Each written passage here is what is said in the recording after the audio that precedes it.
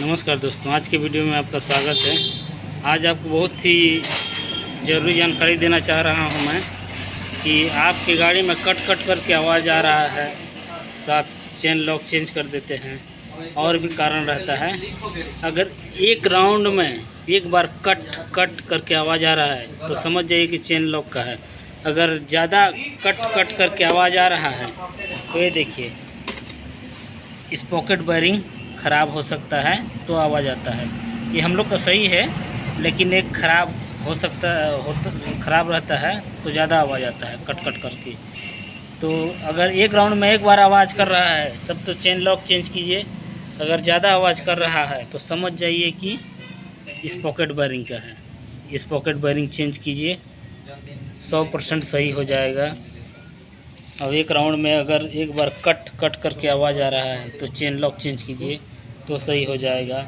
अब मैं आपको ये जानकारी देना चाहता हूँ, अगर आपका बेयरिंग जल्दी जल्दी टूट जा रहा है तो इसमें क्या होता है, कुछ भाई मिस्त्री भाई लोग भी गलती करते हैं जो नए नए रहते हैं।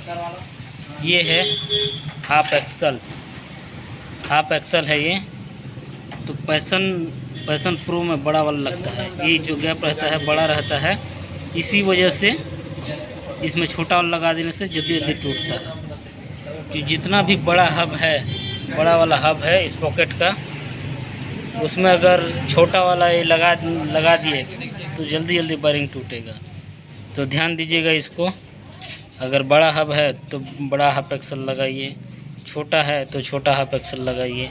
जितना ही पुराना मॉडल हीरो होंडा है सब में छोटा हाफ एक्सल लगता है। अब बड़ा हब जिसमें लगा है उसमें बड़ा हाफ एक्सल लगता है। तो अगर आपका बेयरिंग ये बार बार टूट रहा है तो ध्यान दीजिए, ये बेयरिंग बार बार टूट रहा है तो हाफ एक्सल का ही गड़बड़ी है, दूसरा कुछ नहीं हो सकता है।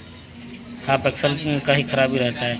किसी भाई इसमें ज़्यादा फर्क नहीं, इतना का फ़र्क रहता है, थोड़े से का,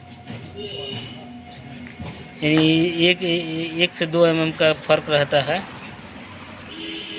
वो तो आप नाप के देखेंगे तो पता चल जाएगा।